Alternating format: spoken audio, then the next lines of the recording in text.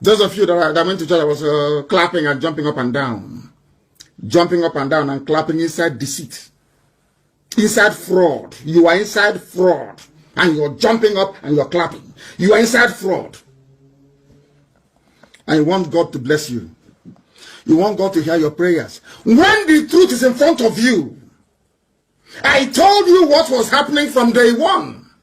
But to tell you how terrible the zoo is, because it is an Igbo man saying it, because Nnamdi Kanu is a Biafran, he's championing it. Every Yoruba paper, they refuse to acknowledge the fact. But you claim you want to be in the same country with me. We are in the same country. You want us to be in the same country. But in your heart is deceit. In your heart is to cheat.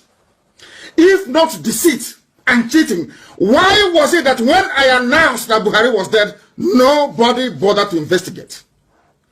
Instead, you asked them, go and kill him. Because you have your eye on the presidency after Buhari. But I'm in the same country with you.